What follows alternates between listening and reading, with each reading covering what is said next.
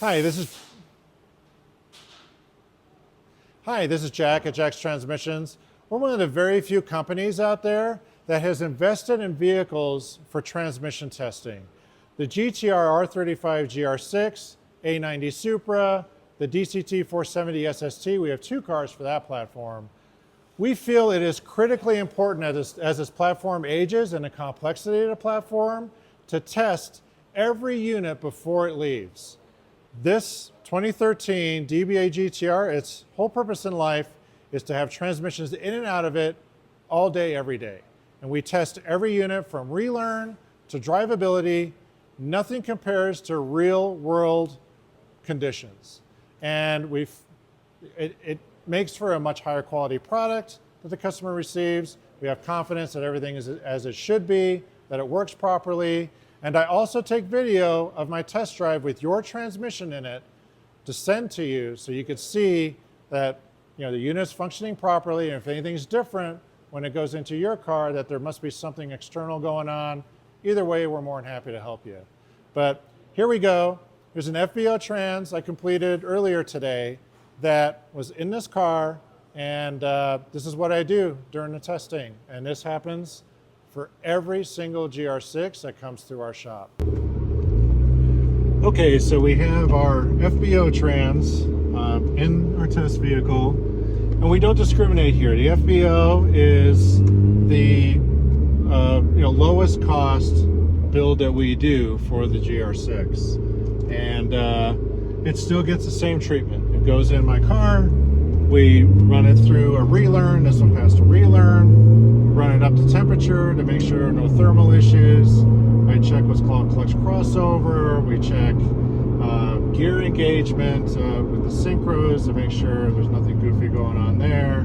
There's all kinds of stuff I'm looking for while I'm testing a GR6 here. And we have test stations that we've engineered and built to test various sensors, to test various components. But I've been humbled by this industry, and I'll tell you right now, you can make some really amazing test equipment in-house and the unit will still come back. So real world testing like this is extraordinarily important. On acceleration here, I'm checking what's called a clutch crossover. Now, a common misconception with the DCT trans is when you hit the paddle, you're shifting gears, and that is not the case. A DCT has the next gear up, like in normal mode, it has the next gear up pre-selected already. So even though I'm in third gear, the odd clutch on the odd side of the transmission is clamped down and transferring power through third gear. So we're in third gear right now, but when I upshift into fourth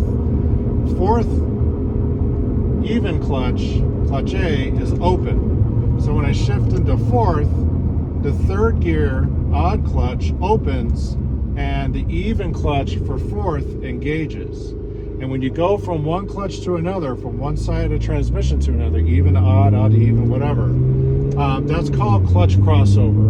And in a DCT, a nice, smooth, and accurate clutch crossover is incredibly important to the feel and drivability of a DCT. But we can see by the line pressure gauge here. So when I downshift, you see it go up, upshift, you see a blip on the upshift as well, because anytime you see a blip, it's pre-selecting a gear while you're driving. So when I do this, it's not shifting gears, it's crossing over to the other clutch. I'm in third now, so odd clutch engaged, fourth clutch open, odd clutch opens, even clutch engages. So in this FBO, because it's got the carbon frictions in it, with our carbon seals and everything, and we know how this carbons get set up a little bit differently than your average clutch. It works really well. So in the middle of this turn here, I'm going to hit it. So that's another thing about these cars is the ETS. So the best way to look at how these cars operate is the R35 is a rear-wheel drive car with front wheel assist. So back there in that turn, if the ETS wasn't transferring the power to the front like it should have, I should have just spun out in the middle of that U-turn or had a hard time controlling the SN from coming out. And it didn't do that back there.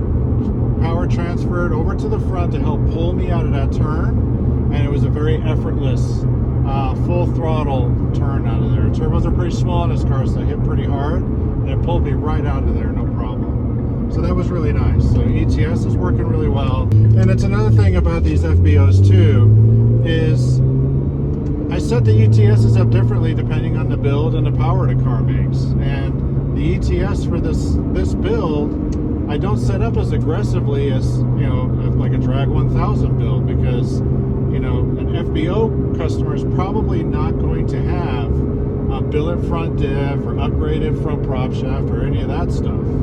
So to have the ETS set up too aggressively, it's just going to break unnecessary parts for the customer, and I don't want to do that. So with an FBO ETS, it's still a 10-plate ETS, but I set it up just a little bit softer so it's not transferring so much torque to the front.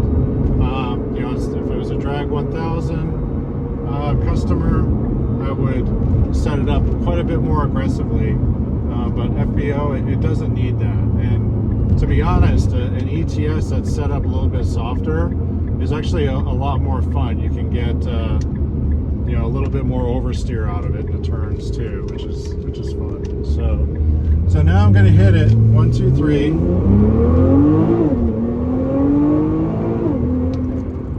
So again, I was checking that clutch crossover there, now full pressure and power to make sure it was even. There was no flare. What flare means is the clutch that's letting go, the clutch that's engaging is not engaging either on time or unable to engage efficiently enough where you get a flare in the RPM. The RPM raises up, you know, bounces the limiter or something, and then comes back down again. We don't want that either, but this, obviously this clutch is perfect. And I also did my 2-3 shift there.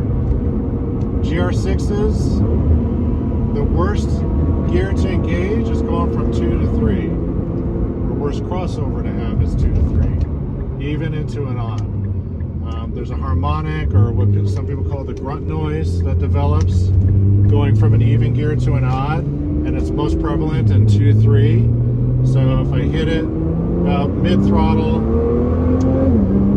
so I shifted a little over 5,000 RPM there, that always aggravates it, where you get that, you know, when it engages, and it didn't do that. It's super smooth, it's accurate on the crossover, there's no harmonic developing out of this whatsoever, and that's primarily because we use carbon weave friction plates, which typically don't create that harmonic. They work extremely well on the crossover going from evens to odds without generating that high frequency harmonic during the shift. That's damaging to clutch baskets, the clutch itself, all kinds of stuff. And this trans it's a real joy to drive this trans. It's really nice. So, but anyway, yeah.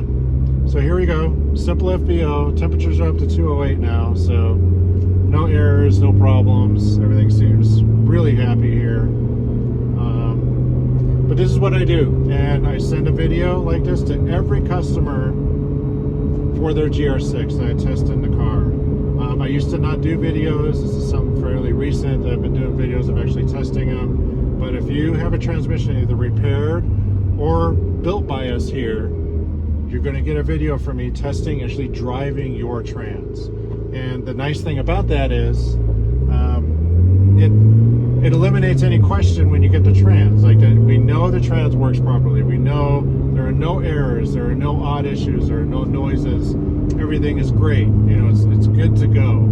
So if you install it in your car and something different happens, you immediately have codes, or it doesn't want to go into gear, or there's something, or it's making noises, something unusual is happening, then we know it's something external from the trans. We know the trans is okay, something else is going on. Did you forget to plug something in during the install?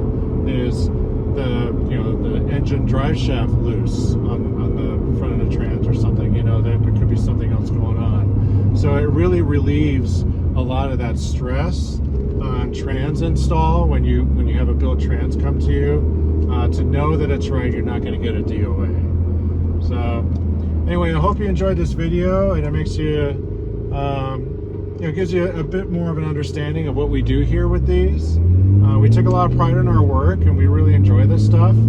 I still personally rebuild the GR6s. All the other platforms are done by other employees or are very well trained. They're incredibly talented, and they do those better than I've ever done them. But the GR6s, I still do. I think the R35 platform is probably the greatest car ever made. I love this car so much. Like, I've owned so many different types of vehicles. Nothing beats this platform. It's just absolutely amazing. So I really enjoy my job. I'm there every day, work on a bench like everyone else, and all I do are these GR6s. And I'm very proud of this FBO. It's just absolutely brilliant. It's just a beautiful trans.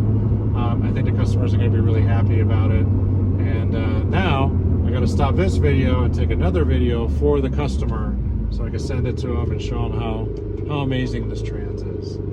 Anyways, thanks again. Thanks for watching. We appreciate you.